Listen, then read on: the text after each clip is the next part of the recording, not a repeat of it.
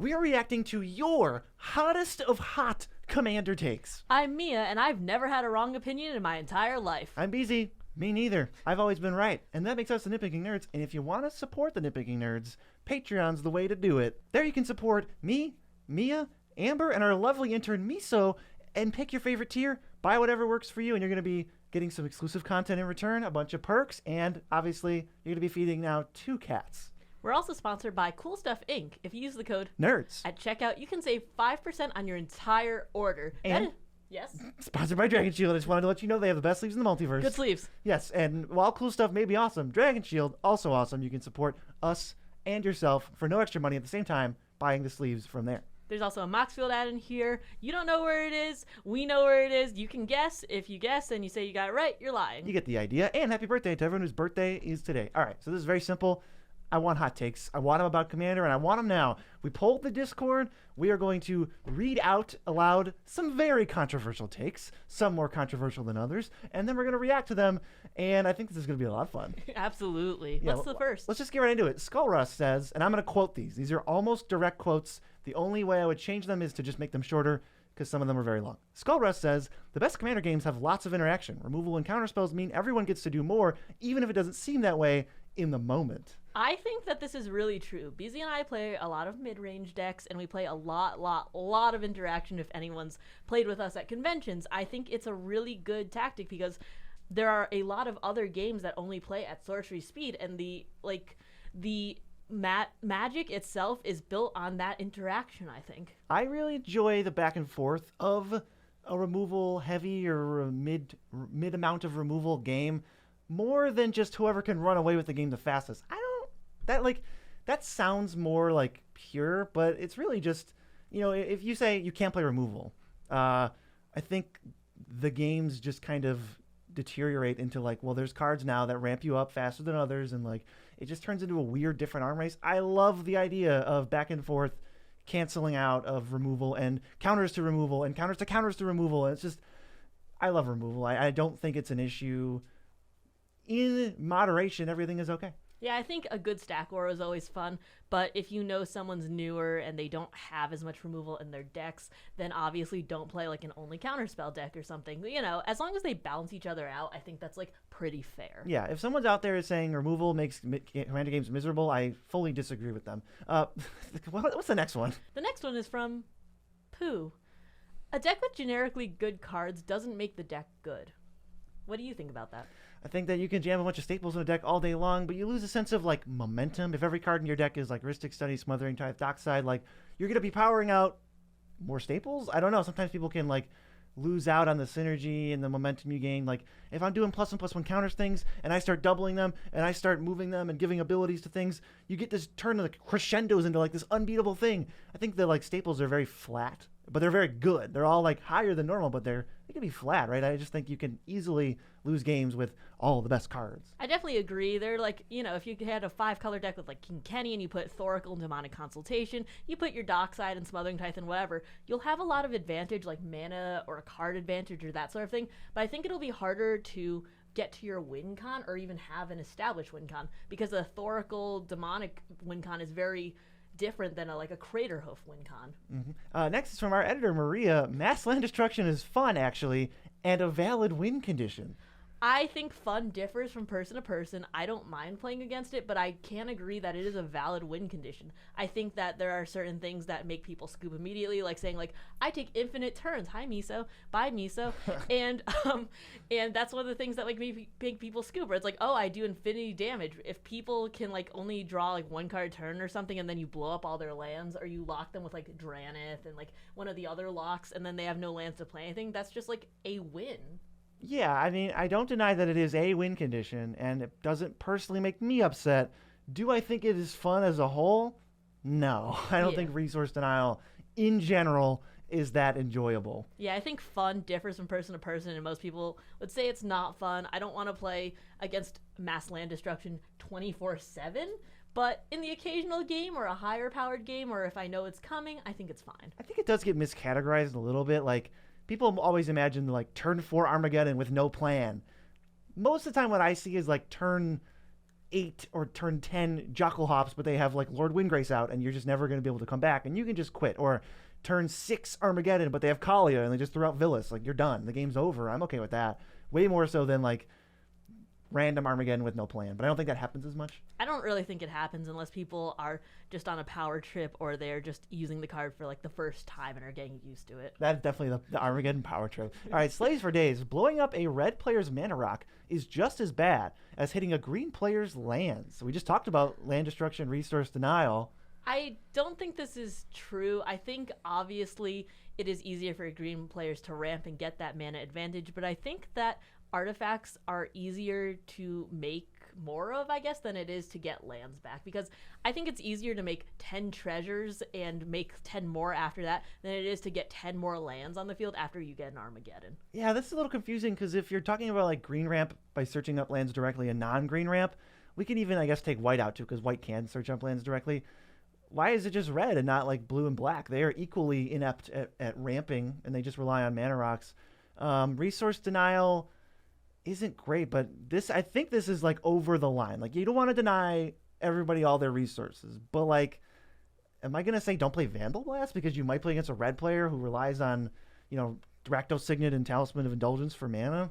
I don't know if I can say that. Yeah, I'd rather recover as a mono red player with no artifacts than I'd rather recover as a green player with no lands. Next one coming from Flawsbotwep, I hope I said that right, says, the Moxen, Paradox Engine, and Tinker should be unbanned.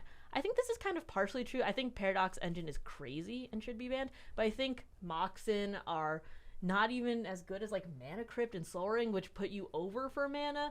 And Tinker, I mean, it's kind of like, I think I'm it's mixed. okay. I'm definitely mixed on Tinker. I might lean towards it being banned. Obviously, the card's busted, but we know that there are plenty of busted things allowed in Commander. Their website even says the format can be broken. We just think it's more fun when you don't. So it's not like Tinker is the only broken card that would be allowed if we unbanned it. But I think actually the Moxen is interesting because they were banned initially because they were part of the Power 9 or the Power 8, I think, at the time. And they just kind of, the rules committee wanted to differentiate. It's like, this is not Legacy Vintage Light. This is Commander. So we're going to get rid of some of the most staply, like, auto-include cards. Now it's just like, they're never going to get reprinted. It's not possible. They all cost thousands of dollars. They're unaffordable.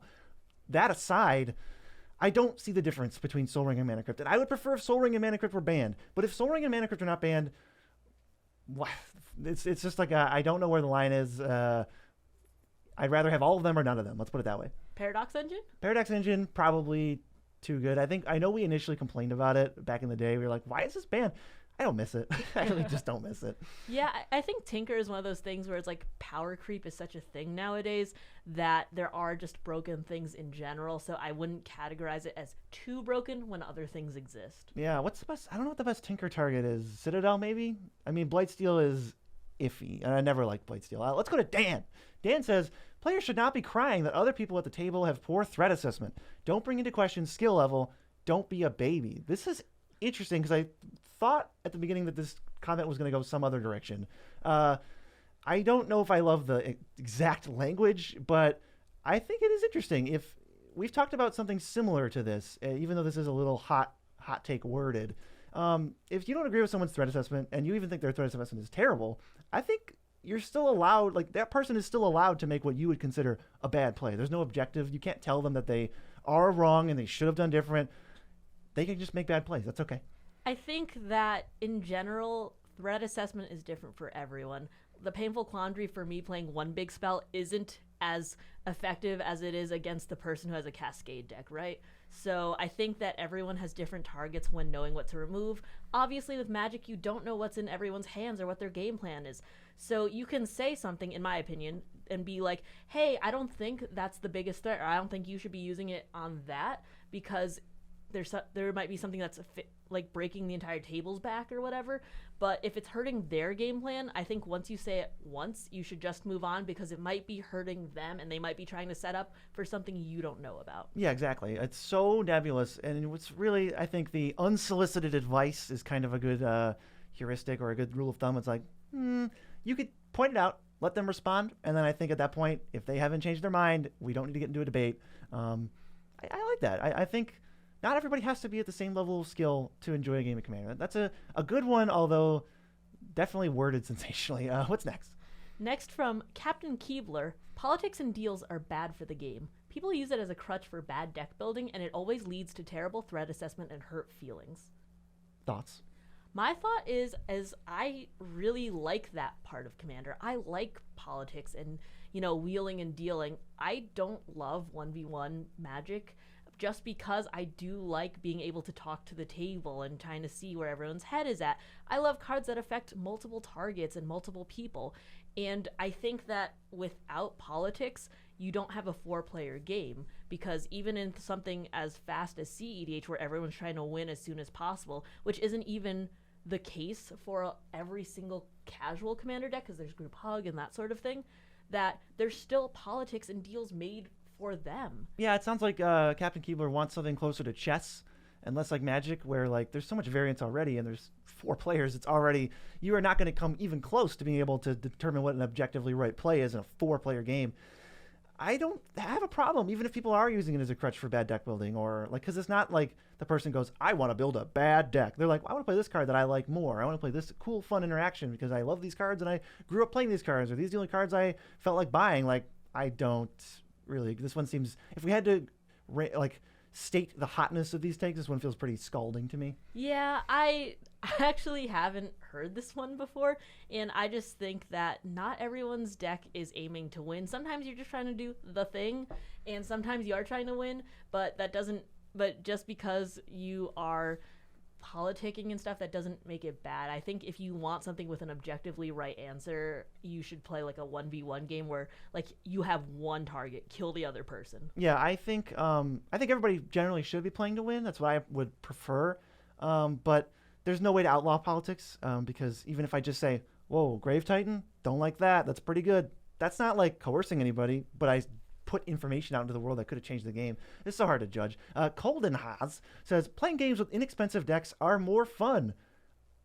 Kind of got to agree with this one. I agree so much. I'm actually the one who introduced BZ to the $20 deck idea. It's true. Because I started like messing around with a Layla, and I got it down to $20, and I was like joking with a friend. I was like, hey, I can build a deck for $20 and less. Can you? And then my entire group just started making it, and we just started making them together, and it's just like restriction breeds creativity, and I have such fun and interesting win cons, and I love seeing how these pieces synergize with each other that I wouldn't normally see if I'm just cramming every deck with Rhystic Study, Smothering, Tithe, Mana Drain, etc. Yeah, decks are more diverse. You will see a lot less of the like quote-unquote stale, seen it, done it type cards. I've loved it. The games are a little longer, a little bit more out there. You got to get a little scrappy with some of your decisions, but also the decks can still be strong. You could still put combos and like very powerful synergies in for $50 or $20.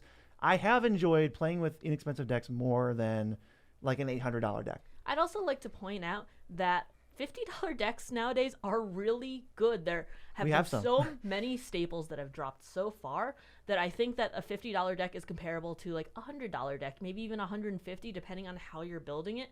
Like if someone says $50 deck, I don't think precon level. No, I have beaten precons with $20 decks. And in my opinion, I also think that the lower budget you go, like the 20s, 25s, are more around the same level because you have to trade one thing for another. $50 deck you can always put in Soul Ring. You can always find a slot for it. $20 deck, that's about 1/10 of your budget. So I'd say that there's a trade-off, right? If you want that Soul Ring, you have to trade off somewhere in the other 99, and all of the games go roughly at the same level, I feel, because it's still like turn 6 to turn 10 wins instead of like, there's no one comboing off in turn 4 or 5, but I feel like that is possible in 50s. Yeah, so I think inexpensive decks, that's a very cold take. Little Mix Doom says, tutors are good and have a place in all levels of play. Dirtling around is fun and all, but tutors are the cards that actually get you to the cards that determine the games. I get what they're saying here. This might be like a medium, like a mild or a medium hot take. Tutors can make the games stale. They don't actually represent every card in your deck. They only represent like 6 or 7. Whatever is the best board wipe, whatever is the best removal spell, whatever is the best creature, whatever is the best proactive, whatever is the best reactive, that type of thing. So like you're never going to get basic mountain, you're always going to get the best card that you can get.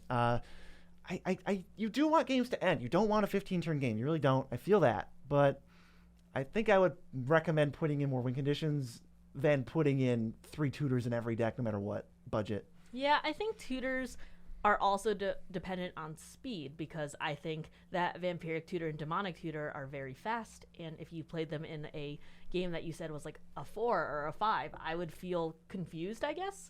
But if you played something like Mastermind's Inquisition, Diabolic Tutor, Wargate or something, those tutors need more time considering they cost more mana, and it doesn't get put straight onto the field. So I think that those are a little bit more recommended for lower play, especially, or lower level play, especially if you are fishing for like a big threat or a win con and not just like a 1-card win con. Does that make sense? Yeah, it does. Notion Rain. Tutors make decks too consistent. I love putting these next to each other. Having no tutors makes games less repetitive by encouraging decks to win in other ways that aren't just comboing off. Boy, they both seem to have a point, don't they? Absolutely. I really like variance in Commander. I don't put tutors in most of my decks, minus fetches in a couple, or like Terramorphic. And I think that I really like just seeing what the next card is. My friend James just played a game where he played Approach and then shuffled it back into his deck, and he was like, every card, it could be the next one where I win. And I think that it makes it really fun just packing your deck with win cons and drawing them and seeing what you get instead of tutoring 24/7. And that game ended with him tutoring for Approach to the Second Sun, so it was like both halves of it. It was like, oh, okay, like, I guess that we didn't wish the game ended exactly that way, but it still ended up being fun. Man, these feel like these opinions canceled each other out, and they're both medium.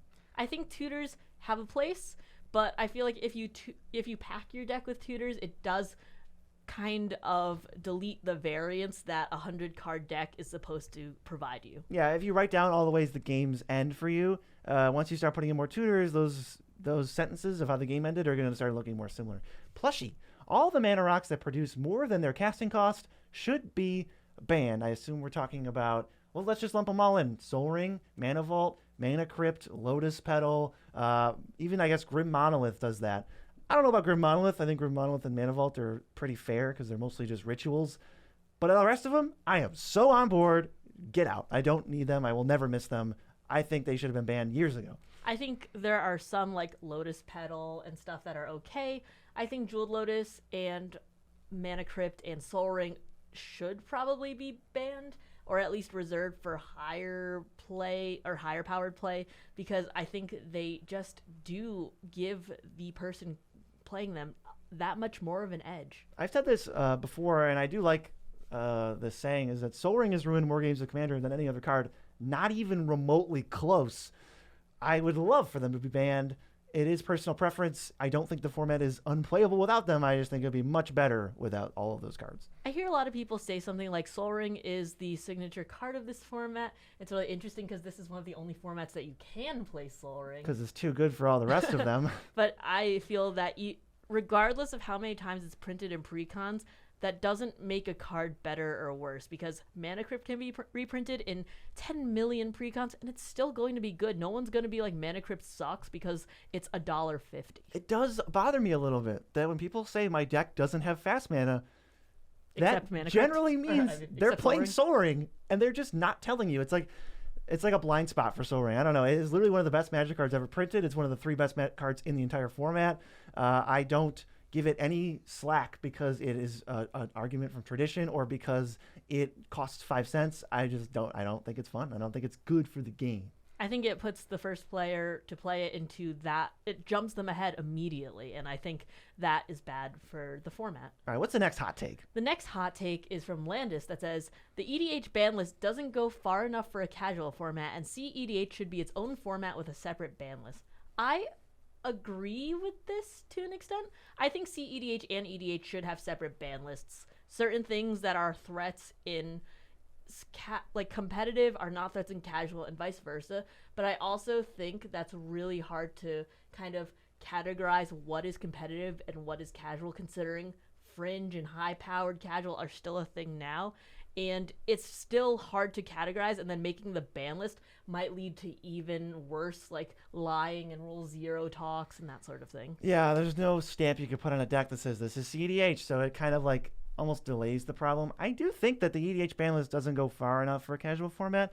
I think with rule zero and stuff, that's just kind of something that's true about anything. You can always do whatever you want. You can always break the rules. I can break the rules of chess with my friends at home, but that doesn't mean that all the rules of chess are like inherently good. I think what I would probably prefer to see personally is either no ban list and we just rely heavily on rule zero, or a very cultivated ban list where we don't say that this general, like, oh, this type of card should be banned. I would just ban all of that type of card because you can rule zero it. Like, rule zero doesn't really help either one of these arguments any more than the other one of like, well, if it's banned, you can rule zero it to be unbanned. And if it's unbanned, you can rule zero it to be banned. So what I want to do is protect the experience of like the new players at an LGS, people playing pickup games where they could guarantee that they're not going to see these cards, and generally it won't let them have less fun. In that regard, I would actually prefer a cultivated ban list, because Same. if those people are the ones you want to protect, they don't know the things that more experienced players like us might know. They don't know that land destruction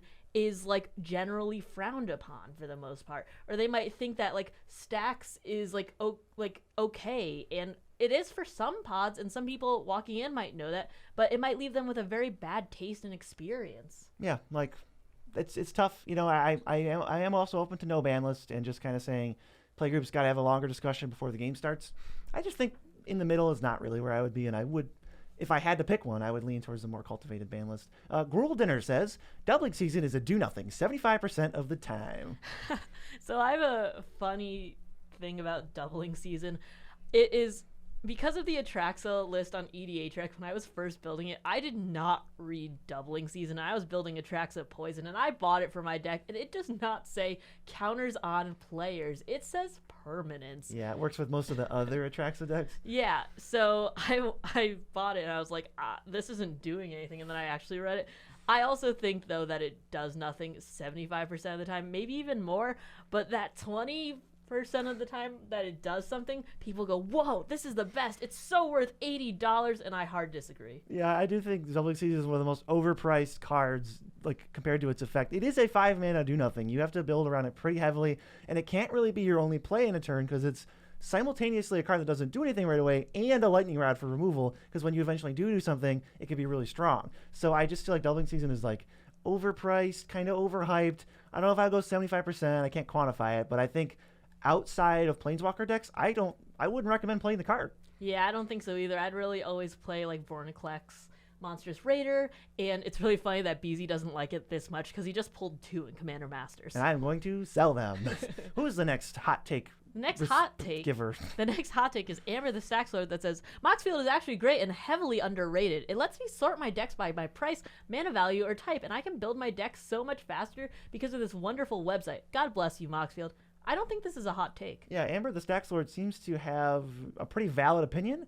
I would echo all of those sentiments. I would even say that you could go follow us on Moxfield. I mean, while we're bringing it up, like, you might as well plug our Moxfield. I think it's a great deck building site, and I think you should really just use it. So let's go to Gizguth. Their hot take is, Mana Rocks are an absolute scam unless you're playing artifacts or they're synergistic with your deck. Whew. This is the hottest take that I've read so far. I don't believe this, and I'd like to address, there was one video where I said I prefer talismans over signets. I don't hate signets, and I don't hate Mana Rocks. I just prefer being able to use them at the same time. I just want to make that real clear. You don't really play signets though, right? Yeah, I'm just saying I don't hate them. I'm not going to hate on you for having a signet in your deck. Anyways, I also don't think Mana Rocks are a scam. I've heard this from, I don't want to say names because I don't remember, but I think it was a pro player who like played a bunch of competitive like 1v1. Hi, Miso. Hi, Miso. That the Mana Rocks are like a scam and you don't need them, and there's like other ways to build. I guess I gotta see it, right? Like, because we have plenty of data that says Mana Rocks can accelerate you, and Mana Rocks let you play your 4-mana commander on turn 3 a lot of the time. So I don't know what we're coming from. Like, saying Mana Rocks are an absolute scam, I'm gonna need something like you gotta back it up with something, and it's hard to do that because I don't know what you're supposed to back it up with. It's just kind of like, I prefer more like, hey, I think, we can build decks without Mana Rocks, and maybe we're saying that decks just don't need ramp. Maybe. It feels like they kind of do if you're trying to ramp into like 8 drops. Well, if you're trying to play 8 drops and play 7 drops, I would want to do that ahead of schedule. I think that in green decks they're an absolute scam because lands are much harder to interact with than artifacts, and it's actually really funny. We pitched an idea once that just said most offensive signets, and we don't know what we mean by that, but You just have it on a script paper somewhere. and it's all the green ones, I think. The green ones. All the green ones. So I think in that regard, in green decks, they're not very synergistic, and I think that you should be trying to power out lands instead. But in every other color, I think that they are good and they help advance your game plan, so long as you don't pack your deck with too many of them, or you don't like play the super expensive ones. I don't want to play like Boros Locket or whatever. Oof, yeah, maybe on a budget. Okay, so Mana Rock's not a scam if you ask us anyway. Ian White says Turgid is not that bad to play against. She isn't much of a boogeyman as commander as she is made out to be. I have generally not had any good experiences playing with Turgid. I'm a person who says you can just play whatever. I'll rule 0. I'll adapt to it. I'll pick a deck that I think can beat it. And I don't really care if you demolish us, as long as I know what's going on ahead of time. Still, if I had to choose, would I love to play against Turgid every time? No.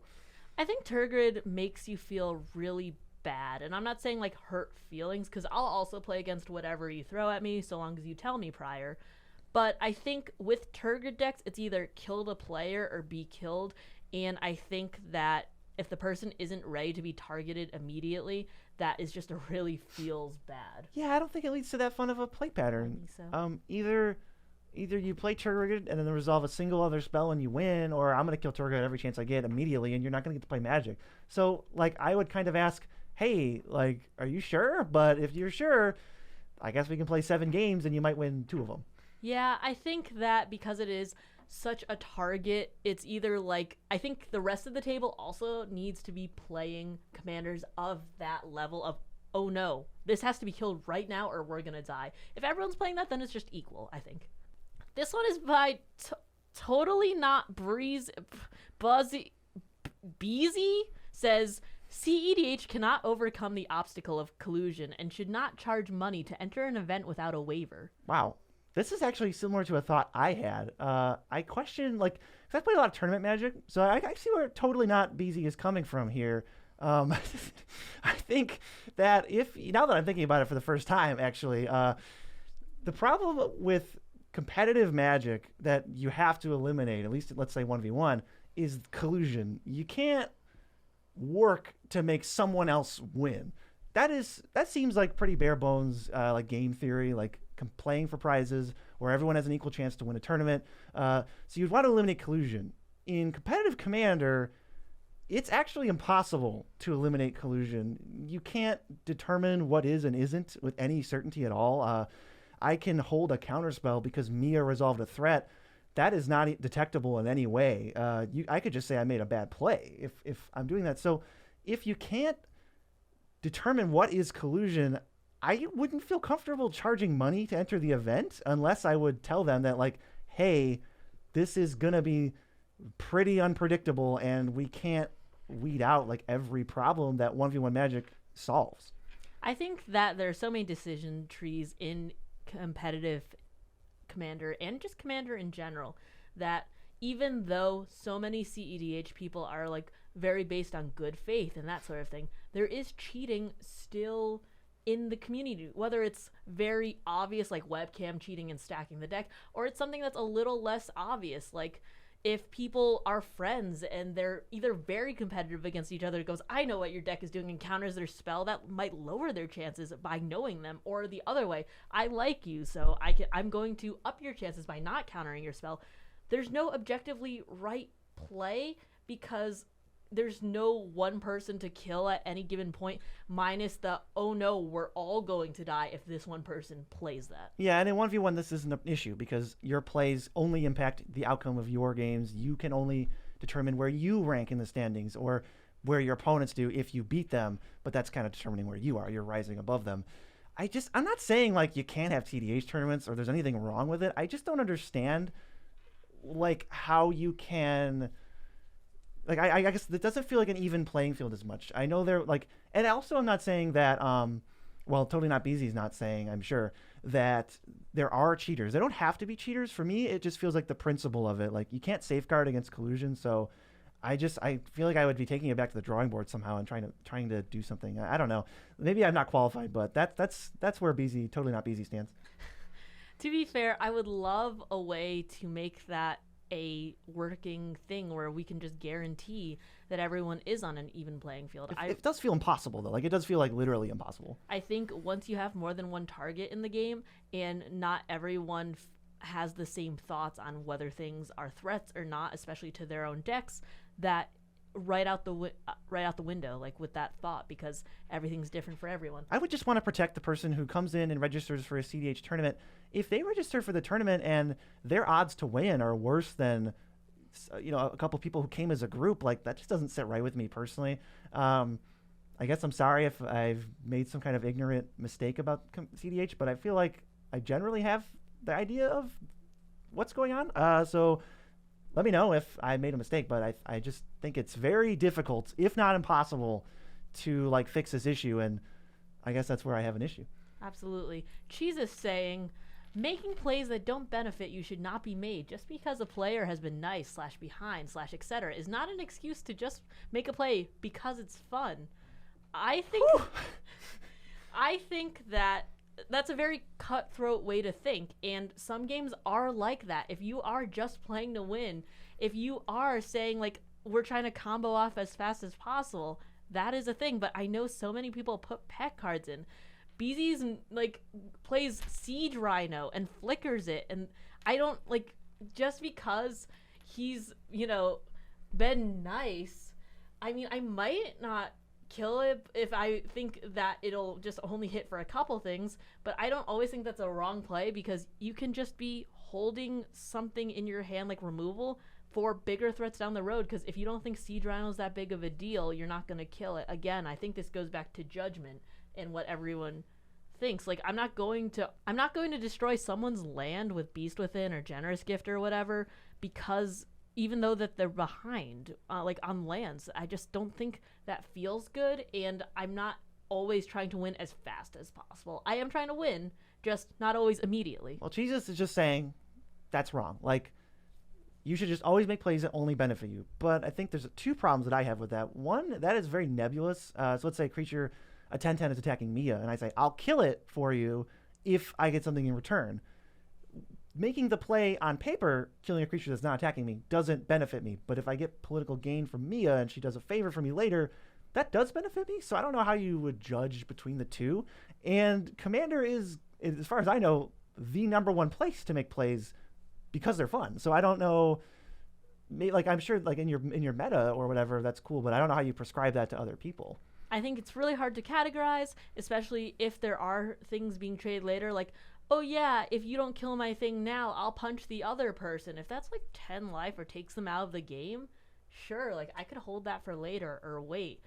I think that it's really hard to categorize, and I don't think that this is a take that holds that much weight because it's so hard to categorize. I'll give a point in favor of Jesus's statement here, and this is tangentially related, but I don't personally like it if somebody can win the game outright and they just choose not to do it. To me, it's a little patronizing, and I would so much rather sleeve up and play another game, because if we all agree that we're going to play to win in general, how we get there could differ wildly. But let's say you just have Crater of Behemoth in your hand and you don't cast it.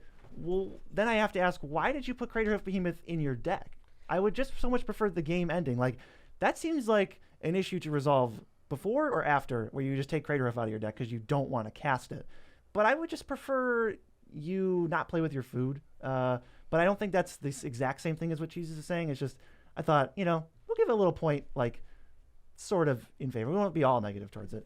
Solinier says, 100 cards is too many for a format. Enough variety is introduced at 80 cards, and it's actually manageable in the hands. I have very small hands, so I agree that the less cards there are, the easier it is to shuffle, obviously.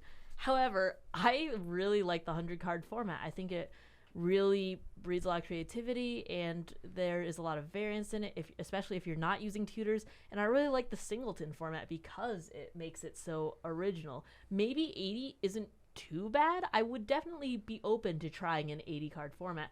But I think Commander would really lose what makes it special if we went down to like a 40 card deck. Yeah, so I want to say that I don't think 100 cards is in any way sacred. So if some people are having a problem with that and saying 100 is perfect, no, it's pretty arbitrary. It sounds nice.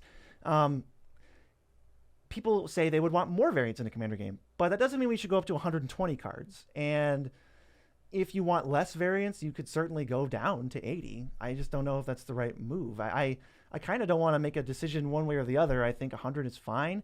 And you definitely lose like a lot of variants when you cut 20 cards. And especially when you factor in shuffling and land searches and tutors and all this other stuff, that I would rather stay at 100 than go to 80. I can at least say that. I don't know if I'd rather stay at 100 than go to 120. It's hard to say.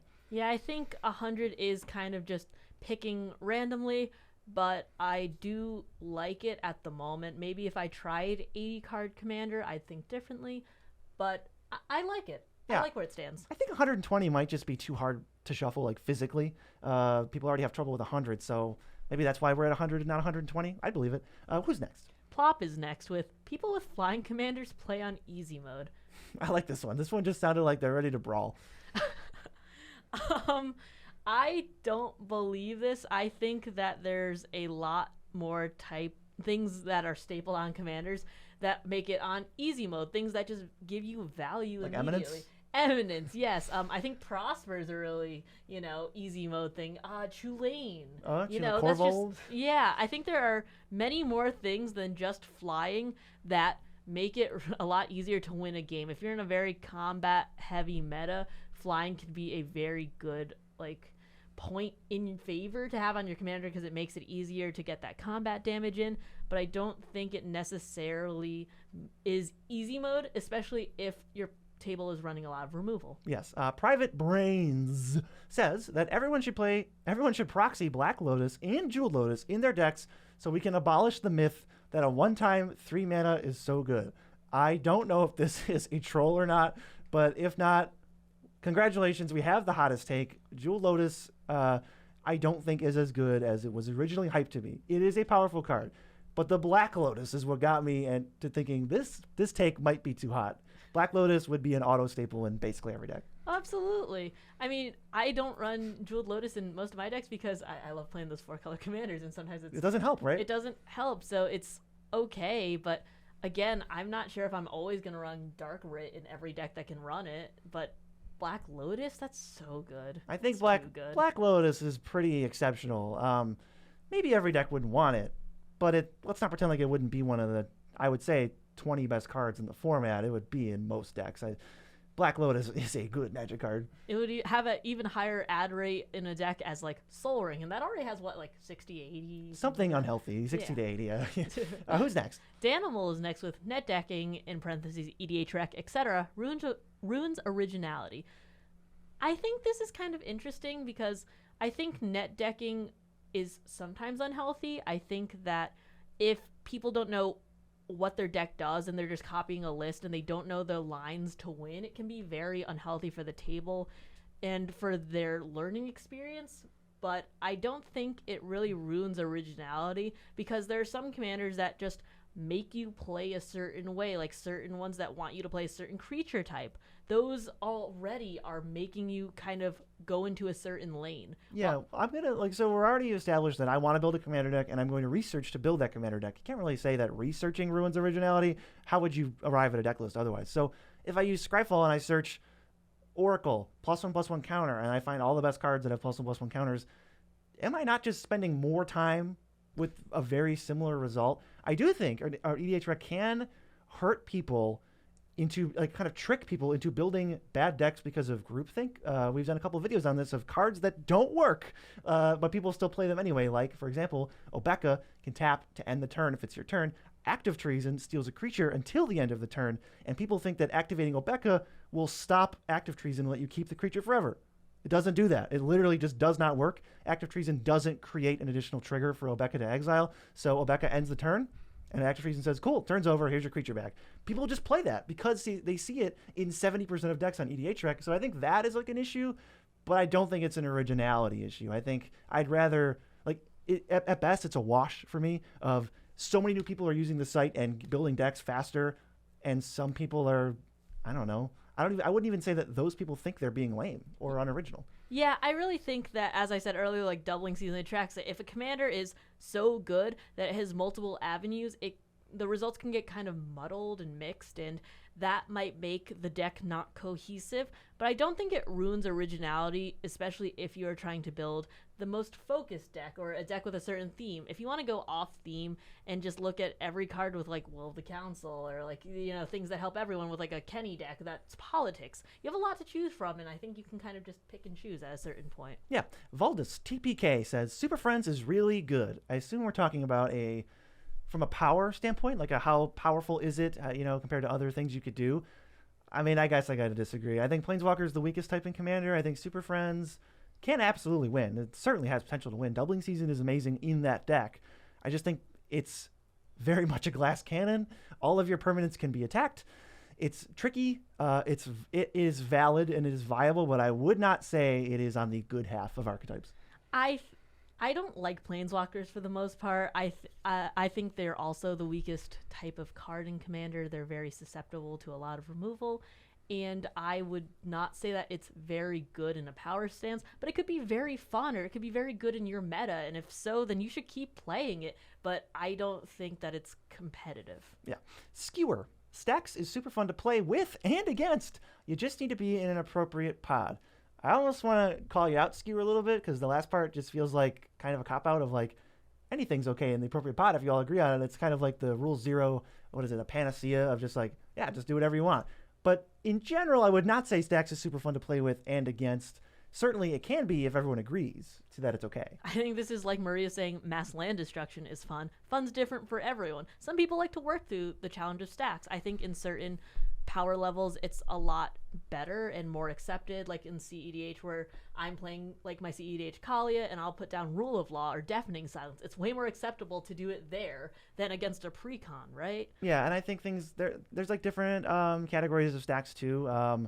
I think that Rule of Law and like Archon of Emeria are fine. I don't really have an issue. Drannith, okay, it's annoying, but I'll get through it. But Stasis starts to be like, okay, if we're slowing the game down that much, I wouldn't say that that's on the same level. So I would say that's unfun.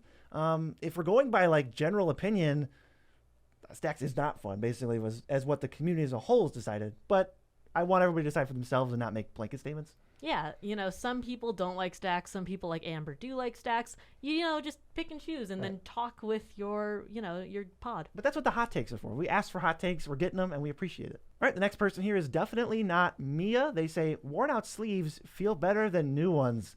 Ugh. What? Who would write that? Definitely not me, but... Well, that's what it says, yeah. Yeah, absolutely. But if I were to agree with this point, which I cannot say or, I think I would agree with this because, as I said before, I have very small hands and it's already really tough to shuffle.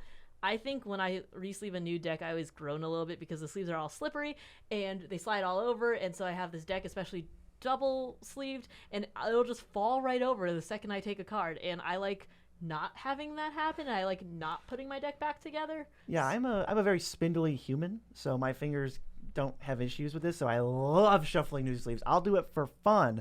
We got, from a previous episode, we got Grave Titan right here, and I'll just take these because they're brand new Nitpicking Nerd sleeves you can get on DragonShield.com, and I'll just shuffle them for funsies. I love it, so I think that whoever this person is disgusting and wrong.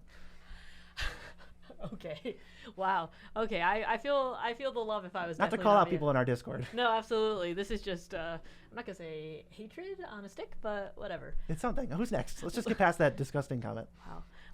Okay. Wiglord says split mana is a dumb rule. Why can Combat Celebrant go in mono white or mono red? Combat Celebrant's mono red, so I'm not exactly sure what you're talking about. Yeah, I think they just listed the wrong card. I wanted to leave it in just so if they're watching, they can tell us what they meant. I assume they just meant like whatever Boros card. Why can't a Boros card that's all hybrid mana that you could cast with mono white or mono red, why can't that just go in one of those two decks? I have never understood this rule. I've never understood the hatred of the rule that color identity is determined by like the mana symbols that appear, and so like a split hybrid Boros card is a Boros card, and you can't play it in mono white. I have like never had an issue with that, and I think allowing that would just be way more confusing. So I'm like not on this side at all. Yeah, I think that it is not right. I would rather more people play split mana cards in their decks than not, because I think it's really fun. And if someone tried to rule zero that with me and said, "Hey, I have this split mana card," I'd say, "Fine, sure." They're like, that's cool, right? Yeah, I don't even think I would decline that. They'd be like, "Hey, this is my mono black deck, but I have hybrid cards that I'm only going to cast with black mana." I wouldn't care. I just don't think it needs to be a rule. That feels like, we can just give it to the rule zero rule. We'll have that eat it up. Yeah, I wouldn't say I feel like offended if someone did it, but I feel like some people might want to know. I think it might be tough for the rules to handle. I'm not sure. Yeah, I feel like that also goes along the lines of like someone subbing in a commander, because my friend has like an Ink Treader deck, but he keeps our lovely roommate Kings as the alternate commander, and that's never a big issue. I think that you can just kind of like sub things in as you see fit and as your playgroup sees fit. Yeah. All right. Next person, Locke, says Path to Exile is White's best ramp spell. 1 mana that functions the same as Deadly Dispute, but gets you land. It's basically a white MDFC with the options of ramp or removal. I know that one was targeted at me because I can't say no to an MDFC. I do have to disagree that it's White's best ramp spell, though. I think for something to qualify as a ramp spell, the primary function of the card has to be ramp. And that's not true of Path to Exile, because a lot of decks can't really afford to do that. They'll be exiling a 3-drop to get a land. That's not a good exchange. Yeah, Locke, I know you probably tried to invoke BZ's love with MDFC, but I think that by not categorizing it correctly, he just like doubled down against it more.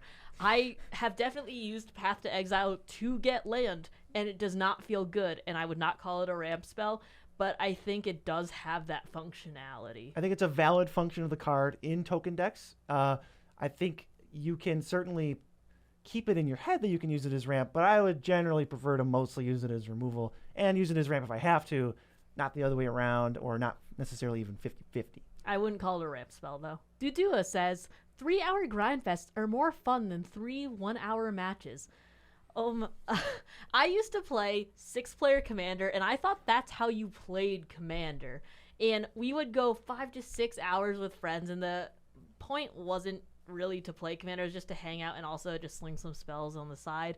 And I told BZ that when we first met, and he was so disgusted. I was like, how?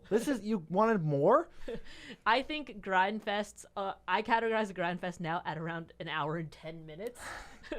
So I would much rather prefer 3 1-hour matches than 1 3-hour match, unless it's something really crazy, like, it's not the primary focus of why we're hanging out. Or a special occasion. Yeah. I think there's a lot of space open when you play 1 3-hour game for less fun to be had. If one person is out or behind for half of the game, that's like their whole night that is being like affected. That's like, wow, I guess I didn't really get to impact that game. Oh, it's 10 p.m. I have to go. Like, I'd rather play 4 45-minute games, 3 1-hour games. I think 45 minutes to 1 hour is my sweet spot. That's where I prefer games to land. Obviously, games are going to go longer and games are going to go shorter, but that's just what I would prefer. I definitely would consider a 3-hour grind fest as something went wrong, and I don't think I would let a game get to 3 hours. I think I would quit or say we need to do something first. I'd rather have a longer game with more interaction than one person running away with a game with a shorter. Well, what do you mean by longer? I mean longer as in, like, I'd rather have an hour and 30-minute game than a 20-minute game because someone just steamrolled. See, to me, as long as there's no inherent issue with the steamrolling, like someone's not pub stomping, I'd rather have the 20-minute game and then just move on. Well, I mean, like, pub stomping, Oh, well, I mean, if we're out at a night with, like, friends or something, I guess I'm not worried about it. Yeah. If someone's pub stomping, go away.